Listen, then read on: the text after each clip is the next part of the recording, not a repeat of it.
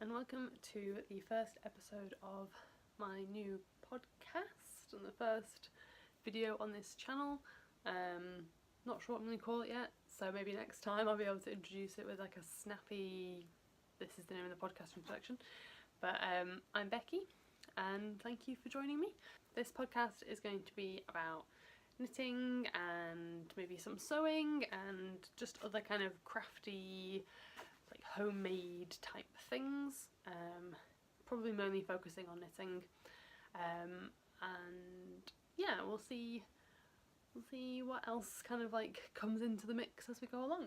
So this episode is very much me just kind of like grabbing the bull by the horns, I guess, and just kind of going for it. So yeah, I've got a couple of things I want to talk about and then we'll just see how we go on. So I guess the first thing that I would want to talk about would be finished objects. So the only finished object that I really wanted to talk about this time, because I've not shown you any like works in progress yet, but I wanted to talk about a finished object, and that is this jumper. This is the Flax jumper by Tin Can Knits, and I really love this pattern. So this one is actually a gift for a friend's little girl who's just turned 1. I made one of these for my little boy, which is nearly grown out of it now, so I need to make another one for him, because I really love it. I love the shape of it, love the construction of it, and it's so fast to knit up, and the pattern is free. So if you've not knit a jumper before, I think this is probably a really good place to start, because the pattern is so like easy to follow, and then particularly if you're knitting it for a small person, it does knit up really fast. But I'm probably going to make one of these for my husband at least. I'm not sure that I would wear it myself, but I think that my husband would probably wear something like this, so I think I'll probably make one for him as well. But yeah, the wool is just like a mostly acrylic, you know, you get these like huge balls, you can get them from like Aldi and places like that. It's basically just one of those that I picked up in just like a sort of creamy white, but it's like perfect because you can wash it at quite a high temperature and it's not going to felt. So so yeah, I really like this one, and hopefully it still fits her, because her birthday was at the end of January and I haven't seen them to pass it over yet, so I really hope it still fits. But she's quite small, so I'm hopefully it will. Works in progress, whips. Let's have a look. I've got quite a lot on the needles at the moment, and yeah, I've just picked a couple of things that I'm going to talk about, because otherwise we'll be here forever and I'll just be talking about all of the things that I'm knitting. So I've got a lot of blankets on the go at the moment, so I'm just not going to talk about blankets because it's just embarrassing. But I will talk about this jumper, which I'm knitting for my son. This is the back.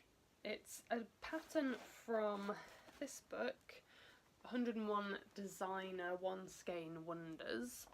I've had this book for quite a while and never wanted to make anything out of it. And then now that there's like a small person in the house to knit for, it works quite well. So I am making Boy Oh Boy. Let's see if I can get the picture. This is it.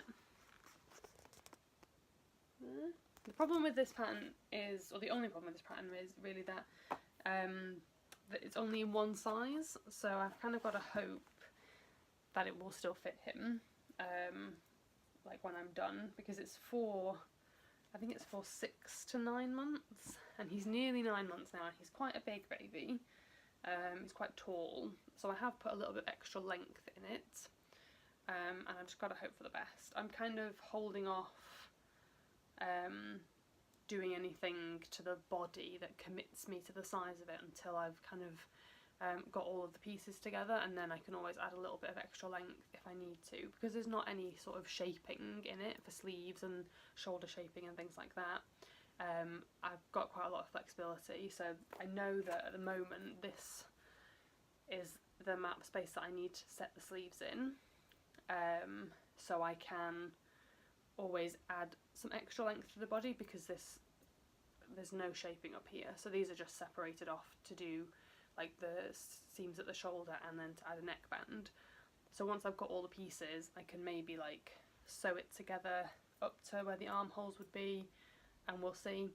Obviously I've got to think about the collar shaping, but I can hold this up against him at the very last minute and like add some extra length if I need to before I go in and do the collar shaping. So we'll see. I've never really edited a pattern before, so it seems like quite a good time to try and do it. If I'm just going to like be knitting something for a small person, then that seems like quite a good option, because I'm not going to waste a load of time getting it to the end and then realising that I've not done a good job at the edit. So yeah, and this is another one of those huge balls of wool that you buy from like a random supermarket or something like that, and it's a bit tweedy, so it's a bit more interesting than just like a plain colour, but I really like it, and I think it's going to be warm. It's kind of good, I think, for the weather that we're kind of having now, where it's kind of definitely not summer yet, but it's still not quite spring, but it's warmer than winter. I've got a back and I've got a sleeve, but the sleeve looks really short as well. Like, I feel like his arms are longer than that. The next project that I've got on my needles that I'm going to show you is a pair of socks. So here we go. Here they are. I've been knitting them for just a couple of days, and I can't decide if I want to pull them back and change just one little thing about the pattern. These are the simple Skype socks, and they are free on Ravelry, and I really like them. They are very simple, and it's a nice sort of simple texture in them. There's like a sort of slip stitch just here. I don't know if you can see properly, just there, slip stitch type texture, which I really like. Just a little bit of interest to the knitting of it, and I feel like you can see it, even though it's quite a busy yarn, you can just about see that there is something else going on in there. The thing that I don't like, and I don't know whether I just misread the pattern, but there's a purl row all the way around after the ribbing, and I don't like the shape that it gives to the sock there. So I don't know whether I misread that and wasn't supposed to do that and just did that under my own steam, or whether that is part of the pattern and I might go back and change that. And I also feel like the ribbing is quite short, so that's all the ribbing that there is on the cuff. So I don't know, I'm kind of not wanting to get too far through these socks before I decide on whether or not I need to go back. And I like the pattern, so I don't mind going back. It's a very quick pattern, it's up really, really quickly, so I'm not too bothered about pulling it back. But I suspect I would probably just rip them out and start them again, because I don't know if I can be bothered to go around and try and pick up all those little stitches. I'm not entirely sure what this yarn is. I think it is by Baby Longlegs, I think. It was a birthday present when I was 18, so I've had it for about 10 years. Made my first half pair of toe-up socks out of this yarn, and they were enormous. I don't know what happened, I don't know how I managed to get it as wrong as I did, but they were enormous. They looked fine, and then when you put them on they were just huge. But yeah, I want to get it right now, so I don't want to waste it again, and I don't want to get too far in. So yeah, and I'm also thinking maybe I should wash the yarn and try and reset it into a nice flat, smooth strands, so that it's more even in the stitches, and then nothing unexpected is going to happen when I block them, when the yarn like relaxes again. I'm kind of convinced myself that I need to rip these out. Yeah, I think that's going to have to happen. Basically just talked myself into pulling them out and starting them again, and I can get rid of that purl row after the ribbing and maybe add a little bit of extra length. I might actually change it as well to a different kind of cuff. I'm somebody that doesn't really change patterns. I normally just knit them as they're written, and even if I know that there's just a little tweak that I can make that will make the sock more something, or anything, make it something more that I would like. So like that, I knit the cuff exactly as it said, even though I know that I prefer a slightly longer ribbing. And it's like, why did I not just do a slightly longer ribbing? And I knew that I wasn't going to like this pearl round, but the pattern said knit a pearl round. So I did a pearl round. I don't know. And the last work in progress that I'm going to show you, yeah, just looking around, make sure I've got everything, is these mittens. And these are the Ambrosio? I'm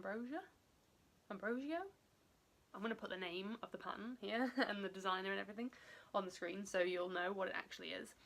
And they are from Knitty, so it's a free pattern, and they are really beautiful. So it's a cabled ribbing, which I thought was going to be a real faff, but I managed to learn how to knit a cable without a cable needle, which made it so much easier.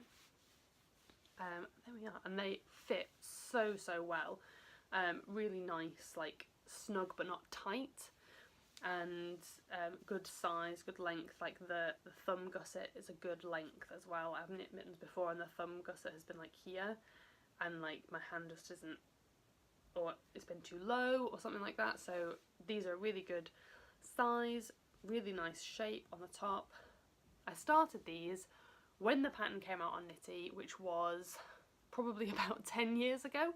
So this one I knit about 10 years ago, and this second one that I'm knitting now I started a couple of weeks ago. So I'm a little bit concerned that my knitting is going to have changed in that time. It feels like they're not too bad. There is an interesting thing about the cuff though, the stitches, to me, they look different, but I don't know whether I'm just being like hypercritical, whether it's because these have been sort of like sitting in a box, and so whether they've like kind of softened up through me getting them out and like touching them and them being in amongst other things, and so they've like rubbed against other things, and so whether it's just softened them, and that this is just because I've not touched them, whether that's why. I also wonder whether my tension has gotten a bit looser as I've like gotten a more confident knitter, whether my tension's loosened up a little bit, because I do feel like they're maybe a little bit looser. I'm also kind of worried that maybe I knit like the small or the medium in this one and then I've done the large, but I don't think I've done that because I did count the stitches. So yeah, but it's such a quick pattern, and I have no idea why it took me so long to get to it. It was like obviously just like second mitten syndrome of the most extreme kind for me to take 10 years for me to cast on the next one. But it's such a quick pattern, it's such a lovely pattern, and I mean, I don't do cables, they kind of intimidate me, and I love doing the cables on this, and I really love them, and I kind of just want to make another pair, which is amazing considering, as I say, it's taken me nearly 10 years to cast on the second mitten, but I'm really tempted to make another pair because I just love them, and I'm really pleased with the yarn that I picked. Not that I can tell you what it is because it's been lying around for so long I've not got a button band anymore, but I think it is a merino, cashmere and silk blend. And I think it's just a Sirdar pattern. If I do find a button band, I'll put the information on the screen so you know what it is. But I'm really pleased with the pattern choice, with the yarn choice, and it's just taken me so long to do them, and I don't know why. So hopefully by the next time I have a podcast for you, these will be finished, because this is like a couple of evenings worth of work, and I am so pleased with them. It's just such a like simple cable, but I just think they're really beautiful, and they're really like cozy. I just love them. So those are all my works in progress. Those are what I would consider to be my active works in progress. Like I say, I've got a lot of, well, this box is just full of like inactive works in progress. But that brings me nicely onto the next segment of the podcast, which is my de-stash segment. I've set myself a de-stash challenge for 2019. I weighed everything that I have except for yarn that is currently in a project, and I'll explain that in a moment. But I weighed everything else, and then I'm going to reduce that by 10%. So I have 13.25 kilograms of yarn and I want to reduce that by 10%. So that is, like, I've rounded up, so 1.4 kilograms of yarn I'd like to reduce by 1.4 kilograms. So at the end of the year I would like to have in my stash 11.85 kilograms of yarn. So if I buy any yarn between now and the end of the year, I will just have to knit more yarn. So it's not about not buying any more yarn, it is about having like less weight of yarn in my stash. I don't want to stop myself from buying new yarn. I like buying yarn. I don't think there's anything wrong with buying more yarn, but I do need to use the yarn that I'm buying. So that's what I'm trying to do. I'm trying to like encourage myself to use what I have, but without going on a yarn diet, because I don't like the idea of going on a yarn diet. I want to buy more yarn.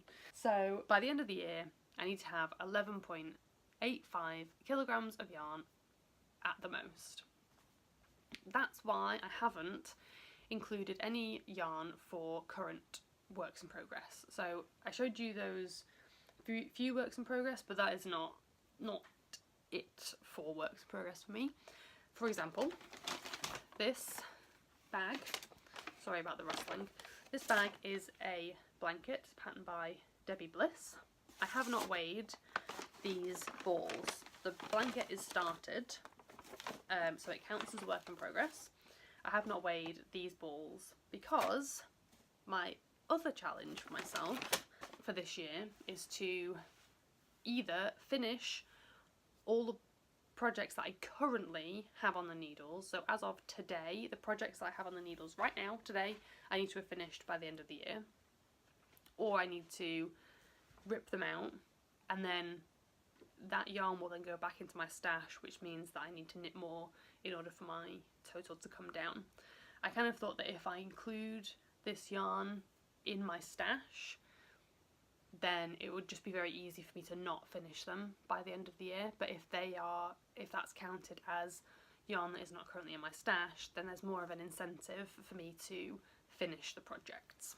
So obviously I can knit the yarn that I've got, or I can donate it. So there's probably stuff in my stash that I'm never going to use and that can go to a better home where it can be loved and used, but I just need that motivation, that incentive to let it go. Yeah, I think that's what I was going to say. But yeah, I have currently got 1, 2, 3, 4, 5, 6, 7 projects on the needles. So by the end of the year, those 7 projects need to be finished.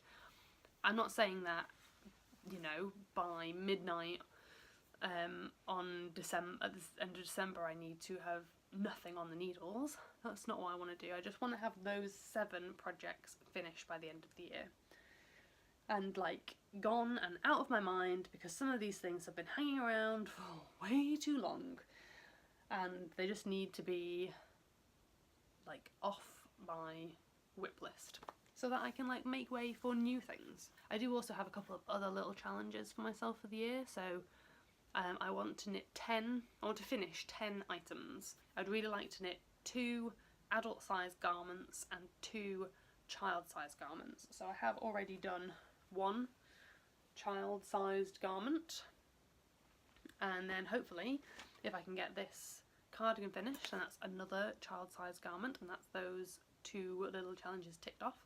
And then 2 adult sized garments, so that will probably be a jumper for myself and then a jumper for my husband. And really, if I can knit 2 adult sized garments, then that's probably nearly my 1.4 kilograms of yarn like down, and then that leaves me to just do the kind of adjusting for any new yarn that comes into my stash.